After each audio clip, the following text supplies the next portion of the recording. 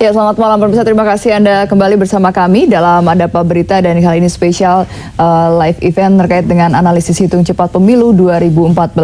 Dan Anda juga nanti dapat berinteraksi bersama kami di 02151551111. Saya kenalkan dulu narasumber kami yang sudah hadir di studio saat ini. Sudah ada Pak Ridwan Saidi, selamat malam. Assalamualaikum. Salam. Dan ada Bang Indra J. Pilihan, selamat malam Bang Indra. Malam. Ya. Nah, ini bicara mengenai analisis, kita akan bicara mengenai analisis perilaku pemilih, dan nanti tentunya terkait dengan hitung cepat ya. Kalau kita lihat tiga besar ini adalah PDIP, Golkar, dan juga Gerindra. Mungkin sebelum kita melihat atau menganalisis mengenai hitung cepat ini, mungkin kita bisa kembali flashback ke pemilu-pemilu sebelumnya. Kalau dilihat kan di awal-awal itu kalau di 2009 ini ada Demokrat, kemudian PKS juga masuk dalam tiga besar. Tapi dalam hitung cepat ini PKS tampaknya agak tersingkirkan. Apakah memang ada perubahan? Oh iya, besar perubahan. Yang pertama tentang kesertaan pemilu ya. Kalau kita lihat Hong Kong itu 4% ya, kemudian Malaysia itu 30%, ternyata di tanah air itu kesertaan pemilu sekitar 60% saya kira. Sekitar itu satu tentang kesertaan pemilu. Yeah. Lalu kemudian tentang peningkatan total suara partai-partai Islam. Itu 33% yang kalau berpegang kepada quick count ya. Yang pada saat sekarang ini dia 24%. Jadi ada kenaikan 7%. Saya tidak bicara partai demi partai. Nah, itu yang saya memperhatikan. Kenapa orang itu mengubah arah dari golput menjadi memilih gitu ya?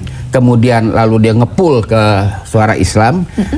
Mereka terus terang aja tidak suka kepada seorang tokoh tertentu.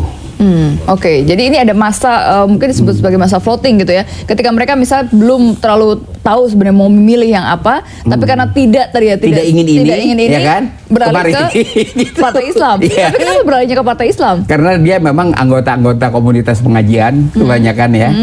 Itu ke situ setahu saya.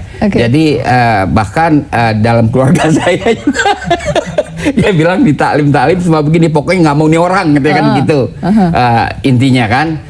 Jadi cukup besar memilih karena tidak suka sesuatu. Tokoh itu ya? Tidak tokoh itu. Itu cukup besar itu. Ya. Baik, nih saya ke Bang Indra. Bang Indra, gimana nih di dapilnya nih? Tampaknya Golkar memegang ini ya, suara tertinggi nih ya untuk hasil quick count sementara ini. Ya, untuk sementara dan berdasarkan survei juga Golkar insya Allah akan kembali memimpin Sumatera Barat, dan kelihatannya lawan tangguh kita itu adalah Partai Gerindra.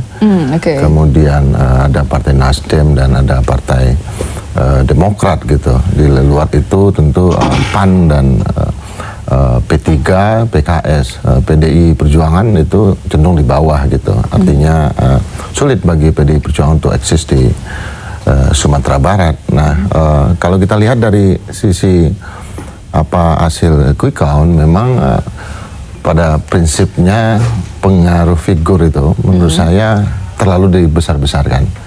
Artinya Jokowi efek itu terlalu dibesar-besarkan, seolah-olah bisa mengangkat partai ke angka 35% gitu. Nah, kenyataannya PDI Perjuangan bahkan sampai detik ini menurut quick count itu belum bisa mengungguli Partai Demokrat tahun 2009. Artinya fenomena SBY jauh lebih kuat daripada fenomena Jokowi. Nah, ya karena kalau kita lihat tadi sepertinya PDIP itu masih 19 berapa persen, 19. Kemudian sempat turun juga 18%. Ya, belum ke angka 21 dah. Kalau kita lihat misalnya banyak analis-analis yang saya kira kurang begitu mencoba untuk membaca gitu kan perkembangan politik di Indonesia. Itu suara PD Perjuangan paling besar itu tahun 99, 35%. 34 ya. Ya 34, 35%. Nah, itu disebabkan oleh apa? Oleh apa yang disebut dengan protes vote.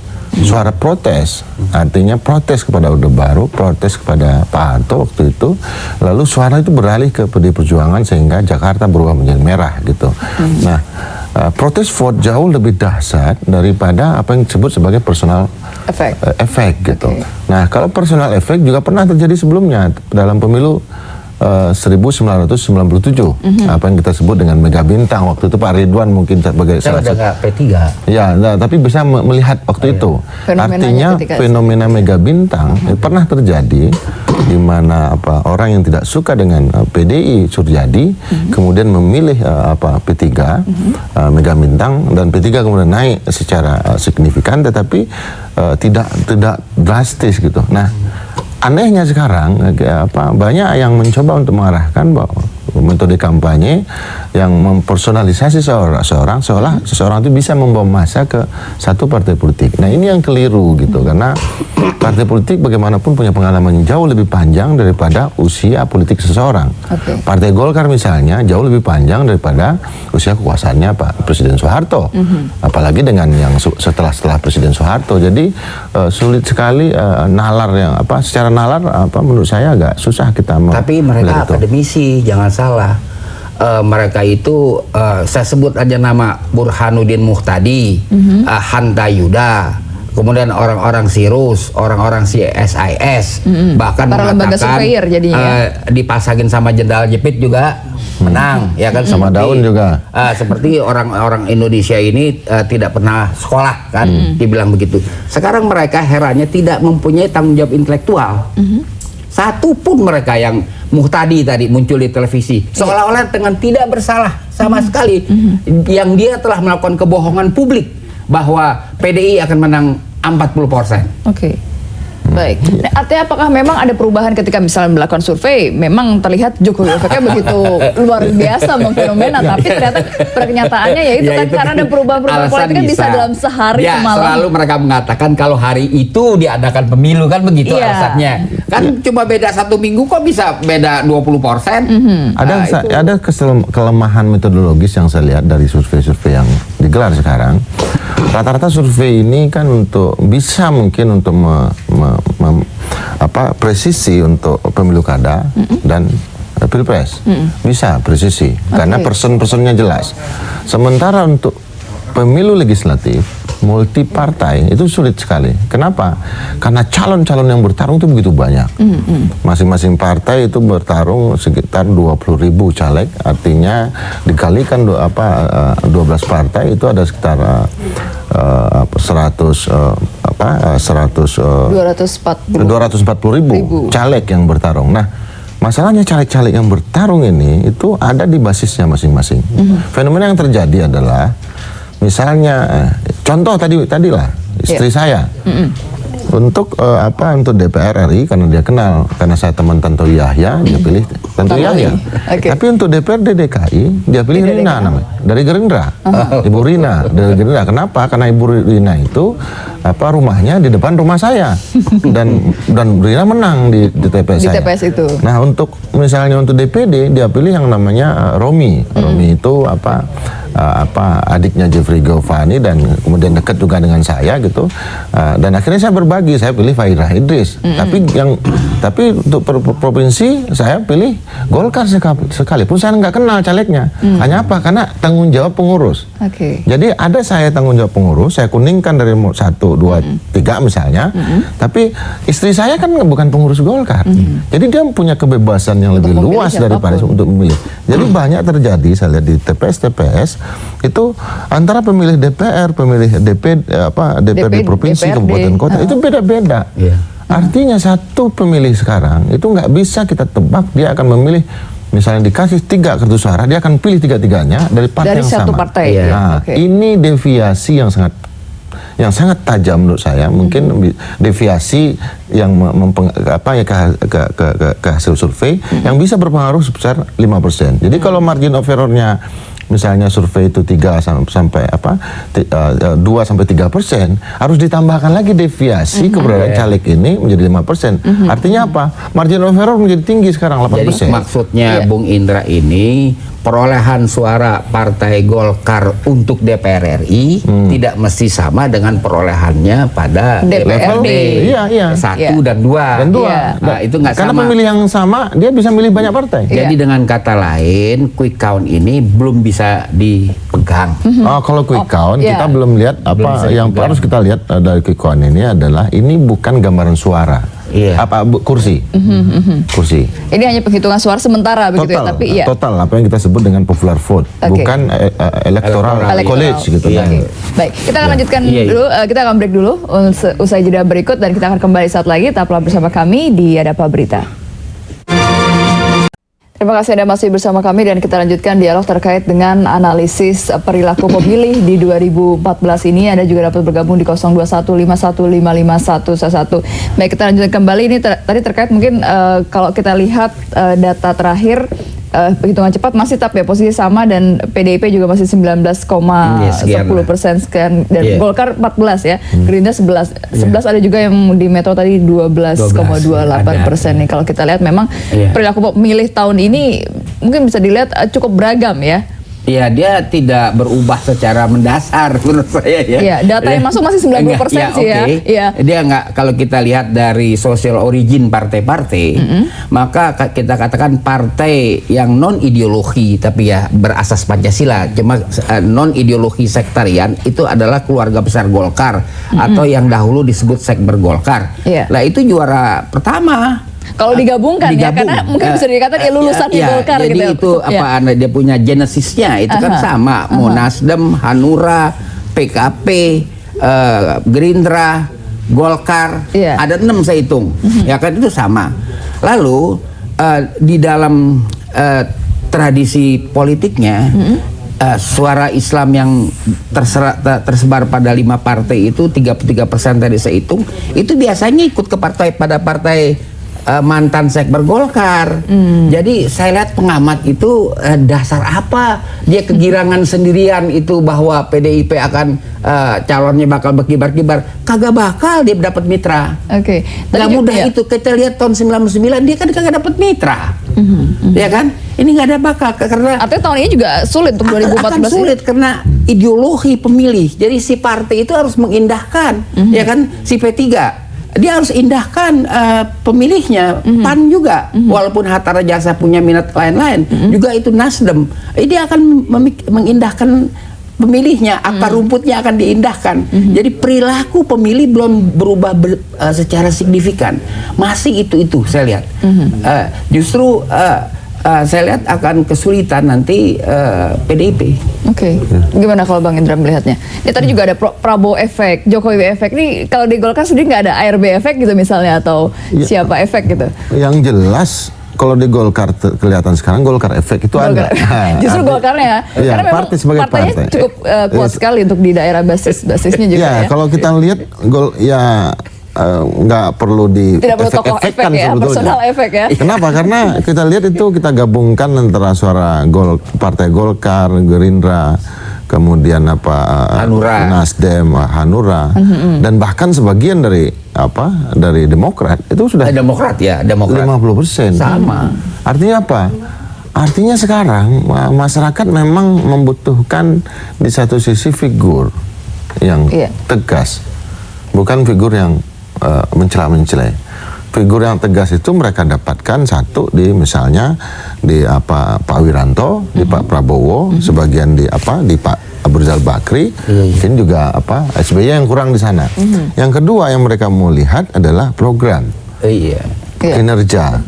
Itu sehingga berkumpul di sana. Cuma karena ini terbagi dalam banyak pilihan, gitu ya, pilihan. akhirnya nyebar-nyebar. Iya, nyebar-nyebar. itu aja. Nah, tetapi kendala yang akan dihadapi oleh PDI Perjuangan itu dengan 20% bahkan tidak 19. ya dengan Apakah nyampe 20% atau tidak kita juga tidak tahu nantinya 20% tanpa bisa mengatasi katakanlah fenomena Partai Demokrat tahun 2009, maka ini akan memunculkan kesulitan sendiri, apalagi dengan pola kampanye yang selama ini dilakukan oleh PDI Perjuangan, banyak sekali menyerang gitu dari sisi para Jurkamnya. kompetitornya ya. ya termasuk buzzer-buzzernya. Istilah saya itu buzzernya adalah orang-orang baru yang masuk ke sana, mendirikan posko Jokowi, kemudian Fandom, dari golput segala macam, menghantam betul yang lain,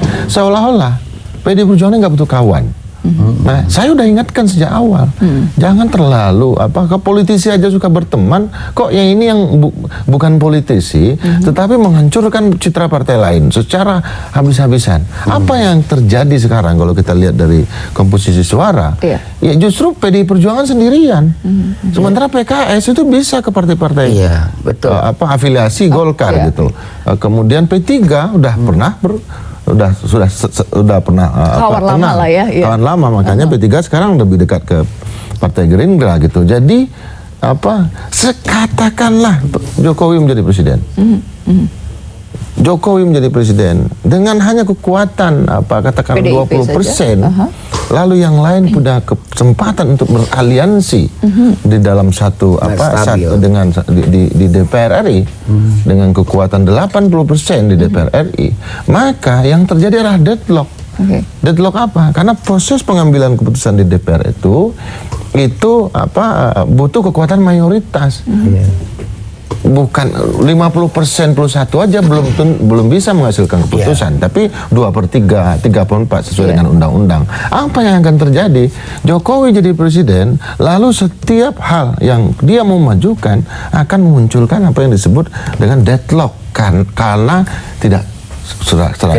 Nah, yang kedua, kalau dia manfaatkan rakyat, katakanlah rakyat untuk demo dan segala, nggak kuat juga. Kenapa? Karena yang dihadapi adalah 80% yang tersebar di legislatif, dan ini juga suara rakyat, suara pemilu hari ini. Tapi apakah mungkin ini memang ada perbedaan karakter nanti antara pemilu legislatif dengan nantinya pemilu presiden? Enggak, karena begini. Karena mungkin karena sekarang partai karakter atau tendensis pemilih Indonesia dari 77 sebenarnya nggak berubah. Saya ini pelaku 77. 77 P3 29,3%. Ini prestasi P3 yang tertinggi, yang nggak pernah bisa disusul oleh siapapun. Itu zaman saya. Golkar 62%. Jangan salah, PDI belasan persen. Jadi dia punya fluktuasi tik-tuk aja sebenarnya. Kalau sekarang di 19%, itu suara loh, bukan seat. Ya kan? Kalau dia mau pakai suara, dia mesti 25% kan? Seat 20%. Apakah dengan suara dia 19% dia bisa dapat seat 19% juga? Belum tentu. Ya kan?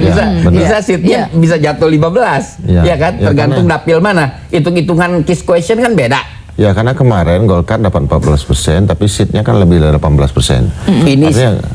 Ini mateng. Saya lihat Golkar tuh dia punya siasat ya. Dia juju dapil. Dia bukan mau juju menjuju siapa sih, membidik ya bahasa Indonesianya. Membidik dapil, memastikan dapil ini didapat. Dapil ini didapat begitu. Ya, kalau kita lihat dari komposisi hasil survei per dapil misalnya.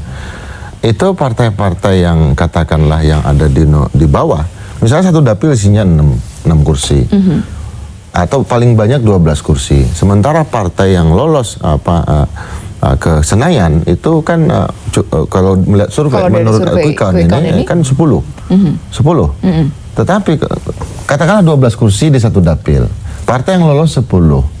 Apa yang terjadi kalau melihat hasil survei, hasil quick count tadi, PDIP akan dapat antara 2 dengan 3 kursi, Golkar antara 2 dengan 3 kursi. Katakanlah 2 Golkar, 2 PDIP, 2 Golkar, 4 kursi. Gerindra itu bisa juga hampir 2. Hampir 2, atau katakanlah 1 dengan 10%, tapi menurut saya 2 juga gitu. 2 berarti sudah 6 kursi habis. Demokrat katakanlah dapat 1 kursi. Udah berapa? Udah 7. Udah 7. Artinya partai yang bawah itu bisa nggak kebagian kursi. Sekalipun dia lolos parliamentary threshold, tetapi bukan berarti dia lolos untuk bisa meloloskan kursi. Nah, bisa meloloskan kursi ke DPR. Kalau kita hitung hasil quick count ini ke dapil gitu. Jadi kami yakin dengan angka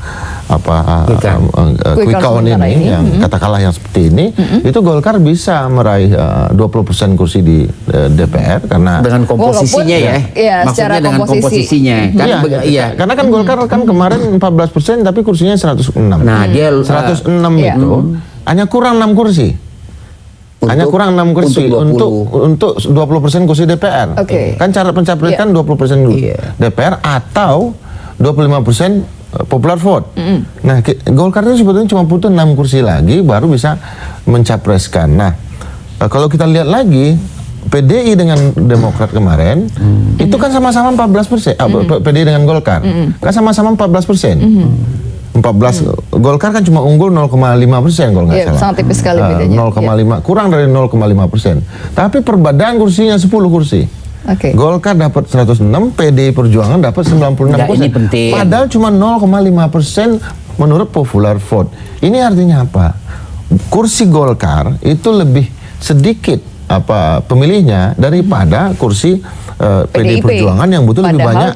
Cuma perbedaan 0, berapa persen. Buat gampangnya, Golkar itu bergerak di dapil-dapil yang harga kursinya murah. Ya kan? PDIP bergerak. Tapi memang harga kursinya murah. Tapi daerahnya luas. Daerahnya luas. Itu seperti yang menjadi di Kalimantan Barat itu 1/4 kali Pulau Jawa. Betul. Gini, Endra. Dia harga kursinya murah. PDIP dia menang di daerah-daerah yang harga kursinya mahal. Nah, itu satu. Mahal kan harga kursinya. Satu. Nomor 2, bonus dari partai-partai yang drop. Partai-partai yang drop itu dia dapat suara umumnya di luar Jawa. Itu dicaplok sama Golkar. Biasanya itu bonus, betul nggak? Enggak. Bukan, dapat kan begini. Ini partai kagak lolos. Kan kursinya hangus. Akhirnya kursi hangus diambil oleh Golkar. Rata-rata partai menengah. Contoh. Contohnya ditahan dulu, Bang Indra. Kita harus break dulu. Bukan Golkar yang ngambil, partai menengah. Kita akan kembali saat lagi tetap bersama kami.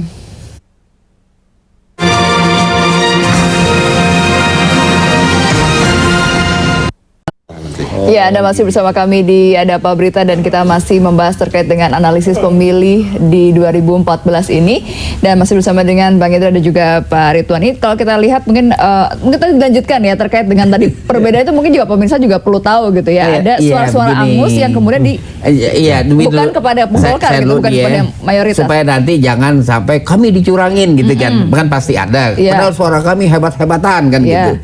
Kan begini. Ada partai pembagian tingkat awal DAP gitu kan, partai kelas atas dapat, kelas menengah kagak dapat. Kemudian tahu-tahu ada partai angus karena dia nggak mencapai threshold, threshold dia angus, kursinya diambil sama yang tengah. Ya contoh gitu. Ya gelas inilah ya, artinya begini. Yang kursi dihitung dari BPP, bilangan pembagi pemilih. Jadi ada yang gelasnya penuh seperti ini dapat 1 kursi, ada yang setengah penuh dapat 1 kursi, asal 2/3 penuh dapat 1 kursi. Kenapa? Karena partai-partai menengah rata-rata beruntung dengan sisi kursi kedua. Golkar misalnya dapat 1,4 kursi.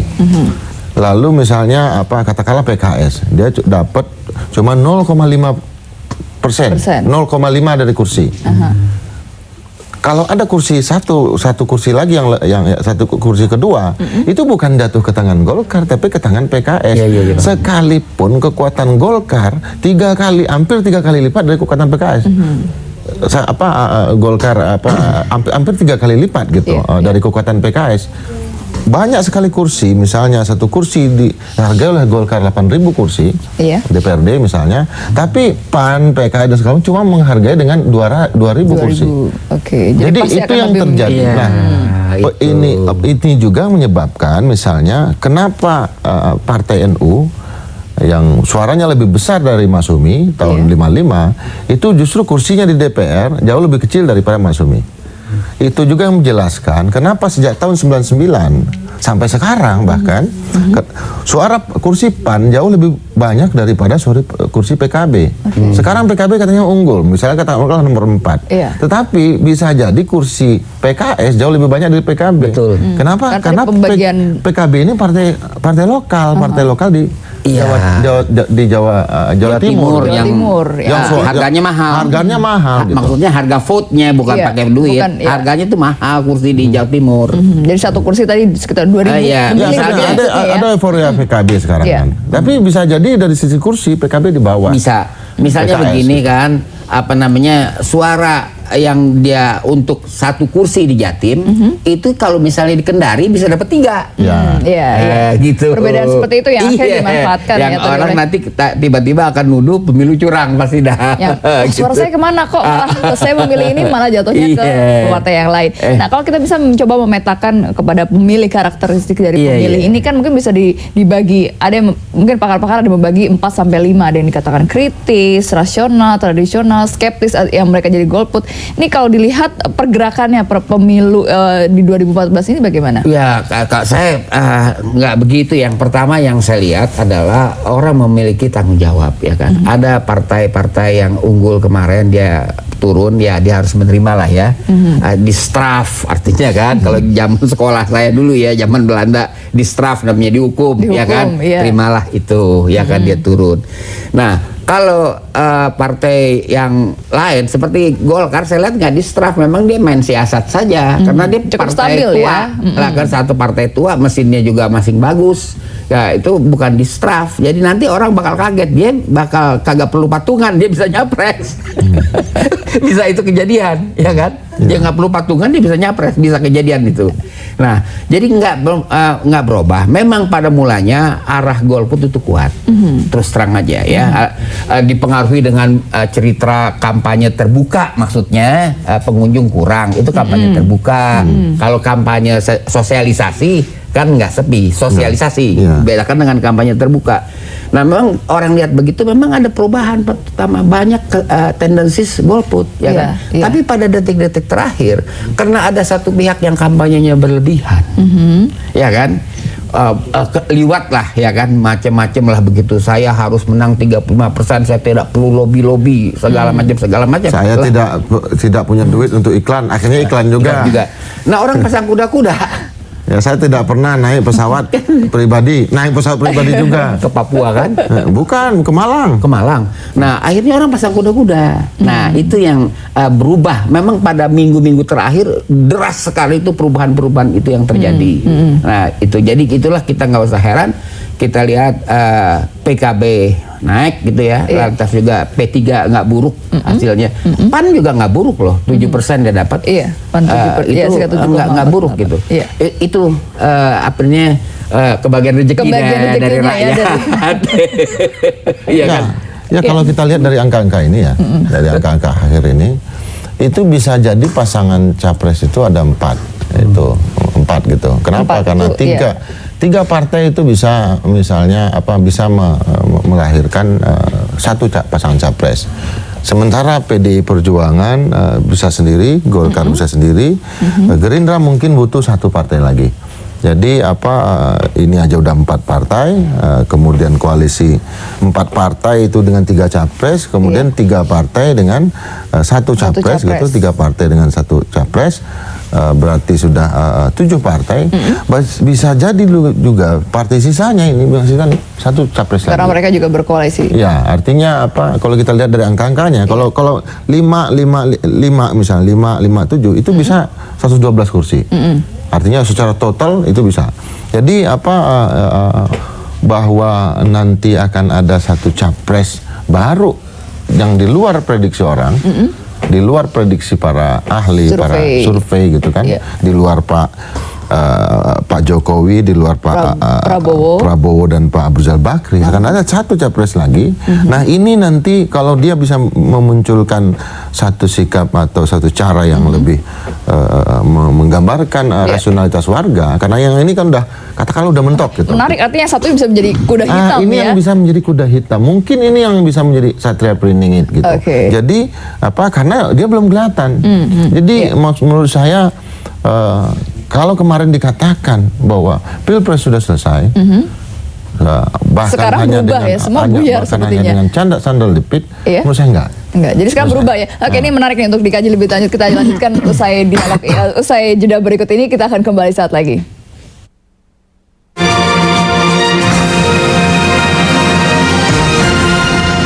Dan mereka kan juga habis energinya untuk berjuang ikut pemilu, baik PBB maupun PKP. Setahu saya itu. Iya, bagaimana Bang Indra? Ya kalau saya lihat memang pemilih Muslim ini terakhir mungkin karena terlalu banyak seperti tadi ditekan itu memunculkan perlawanan, terutama dari Muslim perkotaan. Kita tahu bahwa Muslim perkotaan sekarang itu jauh tumbuh berkembang, banyak menjadi Muslim yang moderat sebetulnya, dan sebetulnya mereka anti politik. Tetapi ketika ada kampanye bahwa kalangan-kalangan golput misalnya yang kemudian mengalihkan suaranya ke PDI Perjuangan agar Jokowi menjadi presiden, lalu mereka melihat sisi ideologisnya, sisi ideologis dari penggerak Jokowi ini. Semua orang bisa analisis ya, dari kelompok-kelompok mana saja.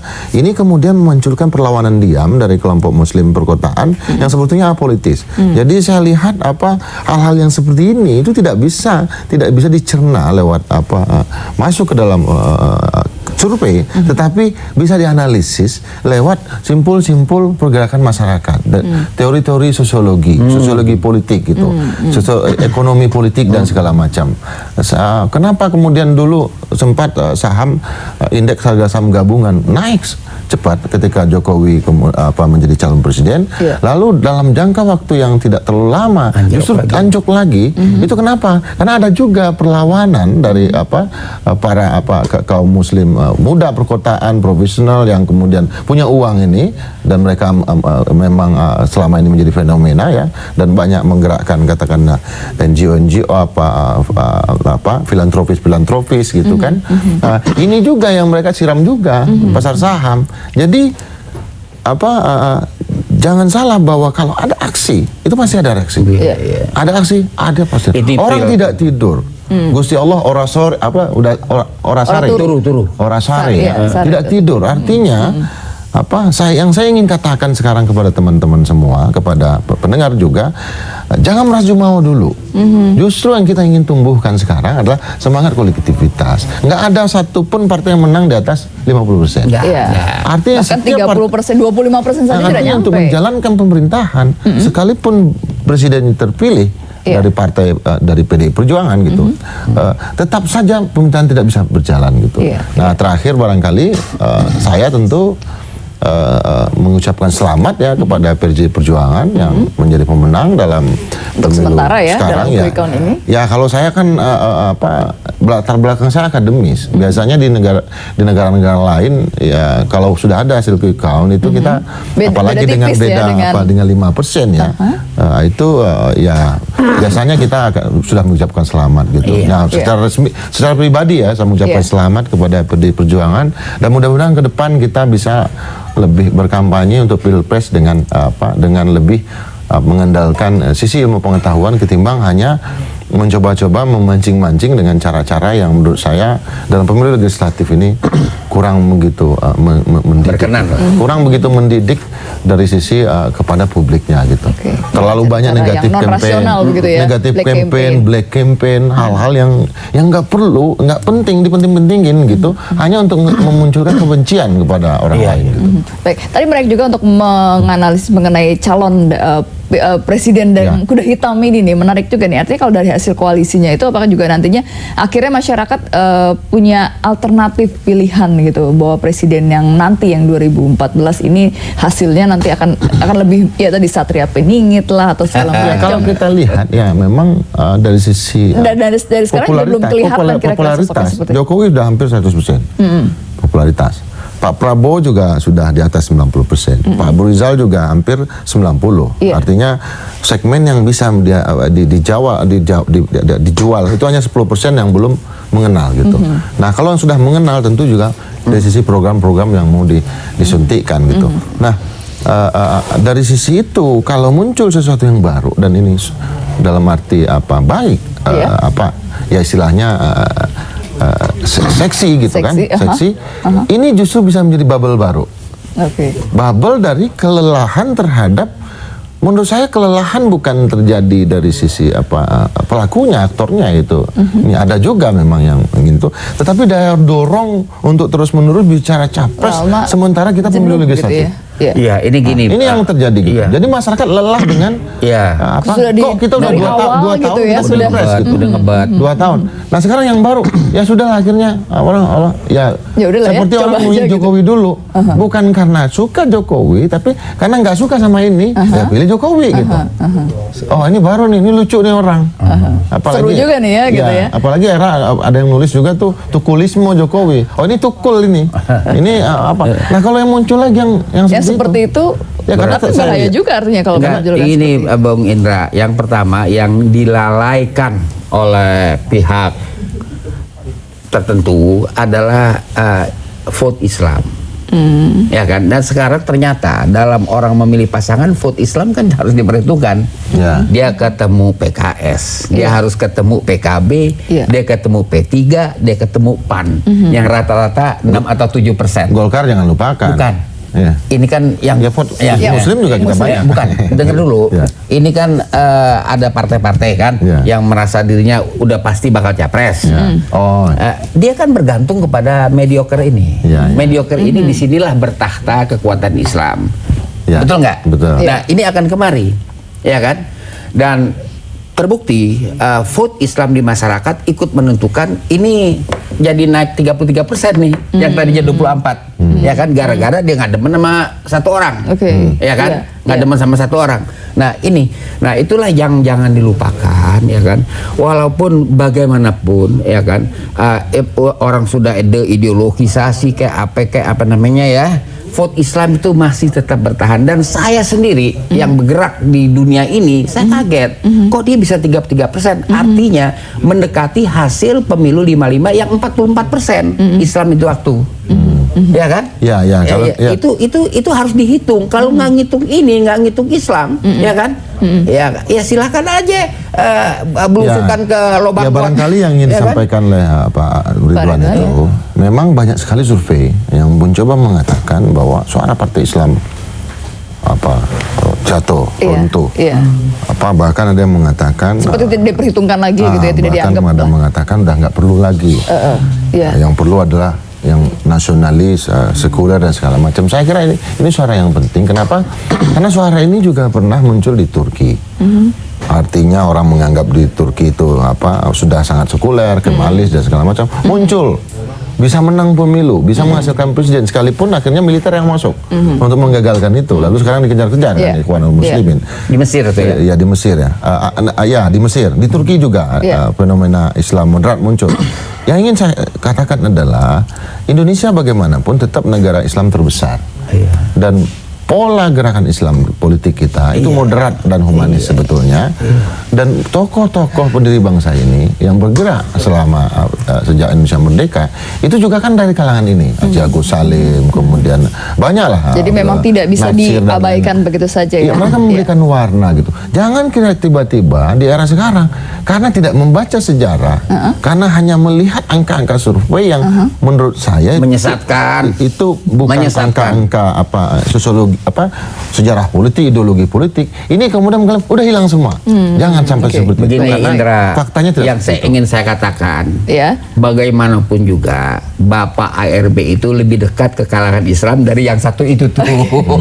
Baik. yang lagi juara quick one, quick count, ya kan? Ya. Yang juara quick one kan nggak pernah mampir-mampir acan Tapi ke kan- lingkungan Islam. ya, tapi kan sekarang Si justru- juara quick one saya bicara ini makanya ya. sekarang justru saya lihat justru melakukan duplikasi. Duplikasi artinya datang ke Wanpas, datang ke NU Muhammadiyah.